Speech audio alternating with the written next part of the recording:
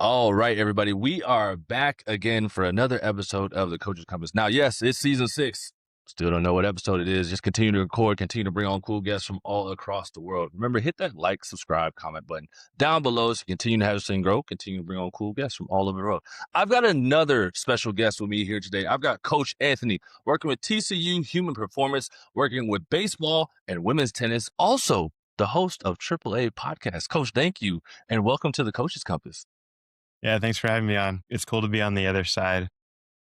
Yeah. I know it could be difficult sometimes in terms of hosting, but yeah, it's cool to be on the other side. You know all about it. You're also the third from TCU now, right? We had alumni from TCU, Coach Mallory. Then we had Coach Brett Bowers on, and now yourself. There we go. I love it, baby. So looking at, this career of being a strength conditioning coach, you look back when you first came into this all. What were some of the titles and certifications you were chasing back then that mean absolutely nothing to you now? It's kind of funny because I came from this perspective of like I'm a pretty young strength coach right now, and I always had my own opinions being very young. Like I was very opinionated on things that like I hadn't even gone through yet. So like I had my own opinion on the CSCS before I even took it. I was like, this is a bunch of bull. Like I don't need any of this stuff. Like this isn't important to me. And so, I was very anti CSCS before I even took it. And not in terms of like all the basic information, like it's the gold standard of what we do, but just in terms of like application, right? Like the CSCS textbook teaches you all the research, the training design, the programming, but none of it talks about like what to do if, your tennis girl goes out and she has plantar fasciitis and you have like 5 other athletes who are trying to run the lift and these 3 like have something else going on. It just doesn't teach like the intricacies of like strength and conditioning. And so, but luckily I've learned that through experience. And so in terms of not necessarily title chasing, I just wanted to be in certain environments. I wanted to get a feel for the private sector, for Division I college environment, for private training, and then like Division III training. Like I've had a variety of experiences. And so I think just chasing experience, honestly, that's what brought me to TCU, which is like learning from the best. Yeah, I'm about to say the coaching tree at TCU is pretty impressive to be able to get there and then learn from some of the top ones. And you talk about learning from the private sector, doing personal training, all that different type of stuff. Now getting into, Division I, looking at titles and stuff. When you say you're still early in the career, but you're looking at a moment in this career path that you've been on so far, when did you realize, oh shit, this is kind of tough? Like this is difficult. Like what did I get myself into? Man, I had a very like unorthodox way into this like strength and conditioning realm. Like I started as just like a student assistant during my undergrad. So I was basically it was like you help set up warm up and you help with cool down, very basic stuff. Like you set up, you take it down. And so I started with this like undergrad assistant role and it was a paid position. I was like, oh, I could get like paid. I like being in the weight room. Like I don't know, I like sports. So I was like, I'll just do this. What ended up happening was my boss ended up putting his 2-week notice 3 weeks into me starting this job. And he was the only other strength and conditioning coach. We had one strength and conditioning coach for 19 varsity sports at this Division III.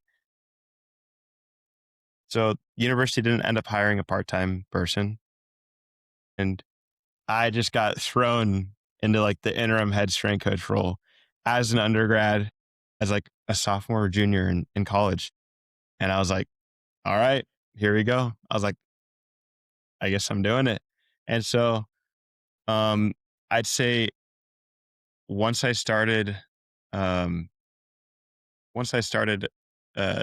working as like basically working full time, even though I wasn't getting like it wasn't full time.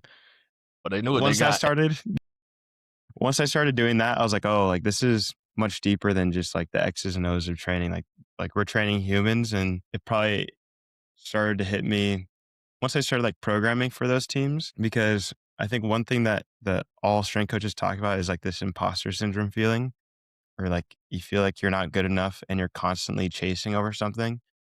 And I think Joe Padula is someone who like talks about, he's like, it's not always a bad thing to have imposter syndrome. Of anything, it's a good thing because it's like you care about what you do. Once I started to get that feeling, I was like, this is different from what I expected. This is not like just all fun and like only lift weights and all this.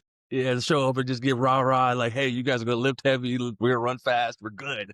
Exactly. It's like you, especially at a Division 3, you become like the jack of all trades. Like you are the nutrition coach, you are the mental skills coach, you are in some ways like a rehab practitioner, and then you're also the strength coach.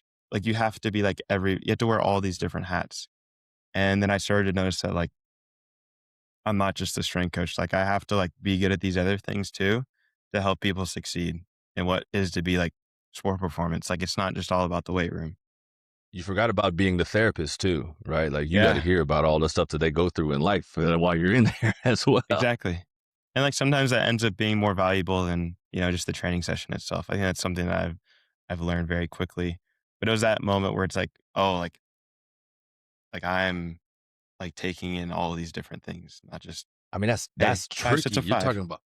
You're talking about like a sophomore, junior having to take over the role of somebody that's been there for 19 sports. And half these kids, you got some kids that are like your age or even older, and they just saw you like start a week ago of being the intern and like, all right, like now I'm gonna run everything. They're probably Right. questioning like, yo, well, like what's about to happen with my career? Yeah. Whose hands did they just put it in? But how did you deal with the imposter syndrome? Because that's really tough. Like we're talking about like you're 19, 20 years old. Like you've just now been handed the keys to the Lamborghini, but ain't been told what speed limit to run it at. You know what I mean? Like, Yeah. how do you deal with that? Uh, let's see. Well, like there's multiple avenues I could answer that question. The first one is I just started like deep diving. So one of the cool things is like being an athlete in college, I got to learn from like my peers what they didn't like about our strength and conditioning coach who was there. There's gonna be things that people don't like about me. Like it's fine. But Yeah. I started to learn like they don't like how all the programs are the same amongst the teams. Are they relatively the same? Like football front squats and the women's soccer girls are like, how come we're front squatting? We're doing football's list. And so I could tell, like, I could get these little things from all over, like why they didn't like them. And so one of the biggest things I did was I wanted to educate them. Like for me, it was like math. I was horrible at math. But if someone told Welcome me to the how I game. could, yeah, but if someone could tell me like how I could apply it in my life or what I could do, and it's like, oh, this makes more sense and I can apply it better. I want to do that for the athletes. I want to be like, this is how it's going to help your sport. This is why we're doing it. This is how we're going to do it. All right, let's go into the session. So that was my goal, is like, or to come back to your question, basically, I just wanted to be able to create an avenue of education for athletes. And then in terms of like the imposter syndrome thing, really just like talking to other coaches. Like one of the things I still feel is like the information's coming at you so fast and you can't like learn all of it all at once. And in that terms, like there's so many books out there, like all like the Soviet training models and everything. And so one of the things my boss who came in after this strength coach, so this is my most recent one, Coach Losak, one of the things he said is like, don't try to learn everything and don't try to like read all the books. Just read what interests you at the moment. And so I started doing that. It was like, for example, a couple of months ago, it was speed trainings, deep dive into speed training.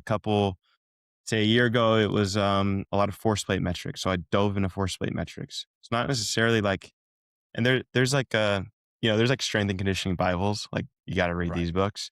But Yes. it basically is like, just deep dive into the things that you're interested in that moment. Because like you obviously have like that dopamine rush. It's like, oh, this is interesting. I wonder what this is, or I wonder what that is. Or else you're just overwhelmed by like, I need to learn everything all at once. Yeah. There's And so much then, information out there. right. And I think one of the other things he taught me, and he's just like a great mentor, is like be creative and like experiment.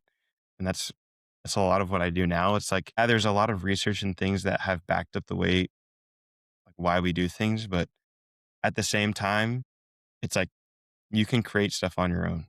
Like nothing is set in stone. But like who knows, 20 years from now, we might find out this thing was good for us, you know? So it's just Yeah. like you have to have some like creativity with, I think, with what you do too, and some exploration. Like it's kind of like there's like a spectrum, I think of it. It's like hard set in stone, like really crazy, and I try not to like fidget with like the really crazy, but I try to like explore and add some variation. And you kind of see that in the different sporting environments. I think basketball is like getting into this like rhythm and like variability and like things that are like sport specific. And I think it's cool. I think that, and then there's like other sports that might be more rigid, like football. It's like lift heavy, you know? And so Yeah. I, I don't think there's a good or a bad. I think it's just like I'm more of a person who likes all of it. Yeah, and I can tell that you like all of it by watching some of your training that you're doing, right? You're in Yeah. there doing handstands, you're doing these back bends. Now you're in there jumping high, you're lifting heavy, like you're doing a little bit of everything. How do you, and you talk about experimenting, right? And getting creative. How do you kind of run yourself through the stuff? I mean, obviously you're doing it before you even put it through the athletes. So how do you create that buy-in and that belief in like your creativeness will transition over to their sports and them? Because I think that's a hard part for a lot of young coaches because you tell somebody go out, be creative, and don't follow to a T what the CSCS book says and how you should program. And everybody's like, Coach, like you're tripping. Like I need to run exactly what it says because like that's how I'm going to get ahead as a coach. But you're telling them from real life experience, like go be creative. So how do you get them to understand like it's okay to be creative? Yeah. I mean, that's the most challenging part. And if what might be more challenging is telling the head coach like why the heck are we playing spike ball? Like, why are we playing? I thought this was a strength and conditioning session. And Yeah. so those are the hard things. But in terms of talking to the athletes, it's again, like I'm gonna approach it with education and like come at a stance of like, hey, like you're gonna find this weird. Like those are like the first thing I say is like, you're gonna find this weird. You're gonna find this to be a little bit uncomfortable. But like that's okay. Because for example, tennis, like people just grow up playing tennis, they specialize in tennis, especially the international athletes. So it's like, Tennis, especially if you're international. yes. And so it's like I come at the viewpoint of like, hey, you've only played this sport your entire life and you haven't been exposed to these other things that can help you become more athletic. And that could take different avenues. I could be like, look at maybe not the international students, they don't know who this is, but like Odell Beckham. Like that dude can go out and shoot threes. He catch one-handed footballs and then he could go like hit home runs in the baseball field. Like that is an athlete, like someone who can organize and like do all these different problem solve really well. So I come at it from like, this is us learning how to problem solve and move differently. And at the end of the day, it's all just GPP. It's like general prep. Like that's all this stuff is. And so I'll give you an example of basketball off season, very early off season. This was our training session on Wednesday. We did crawls, we did tumbles, we did like handstands, cartwheels for the first 15 minutes. That's all we did. We just did different crawling patterns and stuff. And then we went out and we sprinted on speed gates. And so I came out of the perspective of like, hey, you're a basketball athlete. Like the way you're probably going to get injured is honestly like in a contact sport landing. I was like, you need to learn how to interact with the ground. Like, no, you're not going to be bear crawling on the ground, but the ability to distribute your force, like your body amongst the ground and like interact with it and learn how to move differently, understand where your limbs and body is in space without looking at it is pretty like that's an important thing to do. And so like we're gonna do this and we're gonna like give it a try and it's your warm up. So it's like a warm up, it's something new. And yeah. It's kind of funny to see all this stuff kind of coming back, to be honest with you. Because if I take myself back to when I first got to college in 2010 and I was at Wake Forest, my strength and conditioning coach actually used that same exact stuff for us as warm-ups, right? We had a bear crawl, we had to do cartwheels, we had a somersault and stuff. We thought he was crazy. We thought he was Hmm. tripping. Coach, what do you mean I'm in here doing gymnastics? I'm trying to play football. So get me to lift heavy weights. I don't need to do all this extra stuff. Now we're running it back, right? And I'm also doing this stuff in my program. And I'm like, wait, this had a rhyme and a reason for why it was in our stuff. Like why, and you Yeah. just said like yourself, like, get in, like in knowing how to control yourself on the ground when something happens, like you're going to get hurt in a contact thing. Now back then we weren't trying to hear that, right? An 18, 19-year-olds, and I ain't, coach, you're tripping. Like I don't need to do no cartwheel. I don't need to do no handstand. Like I'm good, right? Like I became an athlete. I got to this level for a reason by not doing that stuff. Right. But it's a tricky road to go down and like get your athletes to understand like, hey, this stuff is going to help you. But you're also doing something alongside of that with telling other coaches stories with the AAA podcast. How has that been for you to be able to be a host? Now you're flipping on the other side. Now you're on this side being asked questions. So how is it? I mean, I forgot what my train of thought was. Like, that's one of the things, first of all, about being like a host is you lose your train of thought so fast. And it's like, you tell yourself you're not going to do it and you end up doing it. Yep. But honestly, the way it started was me and my roommate for 5 years, Rowan, who's now like, he actually just got a job with the Red Sox as a AA strength coach, which is really cool. I saw that. Yeah. Yeah. Big shout out to him. Yep. And so we were roommates for 5 years. And basically, like, we helped each other get to where we are today. Like, I didn't want to be a strength coach. I wanted to be a strength coach, but I didn't want to go to school for it. And he wanted to be a PT. And he was like, dude, like, you really like this stuff. You need to like become a strength coach. I'm like, I'm not taking anatomy and physiology. I was like, I'm not smart. I'm like when it comes to like that stuff, I'm like not smart. I was never good at school. And so we went back and forth. And then I basically convinced him to be a strength coach. And then he convinced me to be a strength coach. And like, we've had a really good relationship. All that to say, there's this studio podcast room that was at our school in the bottom floor of the library. And what was our first podcast? I forgot what it was, but we were just like, dude, we should do a podcast. He's like, I've been thinking about that too. And so we started this podcast in person and we would just talk. And if you go back to the first episodes, we're in person. And then we graduated and we're like, we still want to continue this. And so we started interviewing and doing podcasts with people we liked watching. And selfishly, you probably feel this too. Selfishly, it's a great way to get like continuing education. Like, you just talk to someone, you know? It's a great way to get continuing education. I'm like, dang, I don't need to like be in a textbook because I'm someone who learns through like podcasts and through watching stuff and through analogies and metaphors. Reading books is the hardest thing for me. I'm the type of person where it's like, I read the page and then it's like, wow, I don't remember anything I just read on that page. And then it's like, flip back. So it's definitely, there's like things that I want out of it. Like we have goals, but like one of our goals is like, I think 99% of podcasts don't make it past I think it's like somewhere between the 20 and 40th episode. And we're like, that's our goal. We got to make it to like 40 podcast episodes so we could be the top 1%. Well, we just decided to like start a podcast and, you know, it's not about us. We don't want to make it about like us because we're very young strength coaches and we understand that like we don't have all the information to like give everyone else, but we want to give like coaches a platform to talk about whatever they want to talk about, you know? And that to say that like I'll always say that like I'm very young.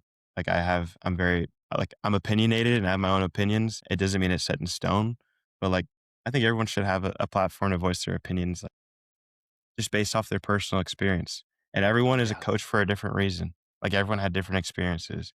You know, strength coaches who are in it because they had injuries like myself. Like that's why he came into it. I just met a coach recently who's going to be an intern. He loves it because of the sports psych and mental skill side. So it's like, there's different reasons why you get into it, but we just want to give coaches a platform to talk about that stuff. And everybody's got a story. Everybody's in this, like you said, for a different reason. But at the end of the day, the main goal is to help the next athlete coming along to maybe not go through the same injuries you went through. Or if they're going through the injury, how to come out of it a little bit better. Or if they're just trying to get into the next level of things, showing them how to get to that way. You know, things that we were never given an opportunity to do or have. That's what we're trying to do ourselves now as coaches. I think that's the most fun about being on this side, right? Also, just being a former athlete myself, being a professional athlete, like you don't get a chance to hear kind of like your strength coach's side and the story behind what you guys or why you guys got into your role. You kind of just show up and you do your workout and like, coach, if this isn't going to help me stay on the field, then yeah, I'm gonna holler at you later, dog. But knowing that you guys are real people and go through real stuff throughout life is what makes it so enjoyable to be able to tell your stories. And that's exactly how I started this, right? Being in Europe, knowing that the lag between European strength and conditioning when it comes to American sports, I would say, you know, if we look at the basketball, the American football, those types of things, the lag and how they trained was completely off. And the strength and conditioning wasn't taken the same way as how it was over here. So I wanted to tell their stories and also be able to have them hear your stories on how we change the game and get people to collaborate with each other. So it's been a lot of fun to do.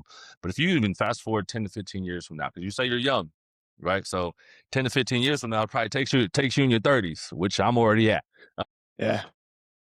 What do you hope people say about how you coach? Not about the people that you coached, not about, the names that came through the door, but how Coach Anthony coached.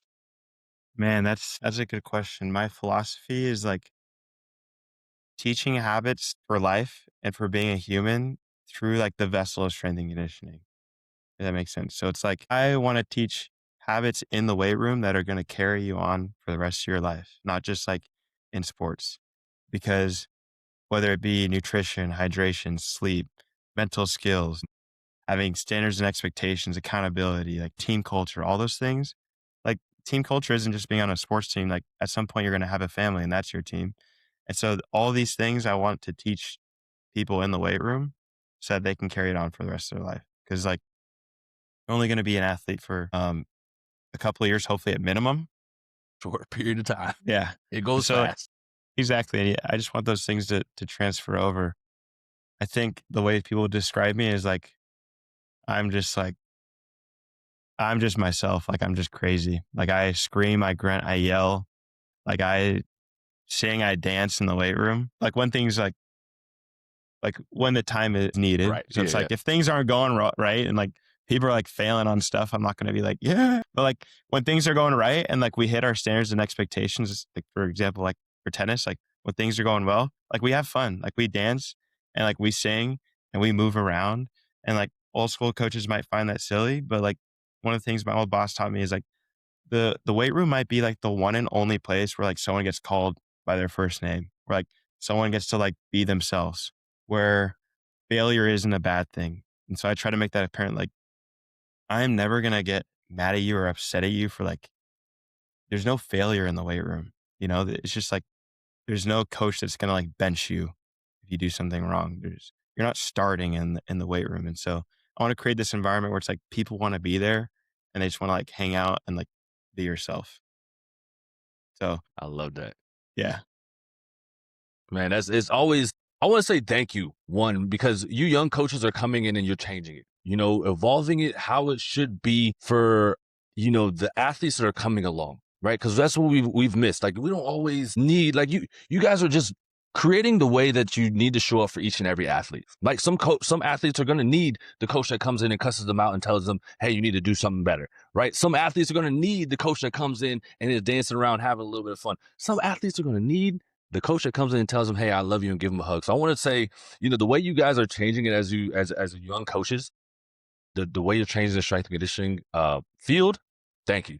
You guys are doing amazing, and I really appreciate you coming on today and keeping it 100. It's always awesome to talk to another coach that's, full of energy and doing their own thing, and obviously going out there and keeping their opinion, but also willing to hear from others. So I want to say thank you so much for coming on today and just keeping it 100.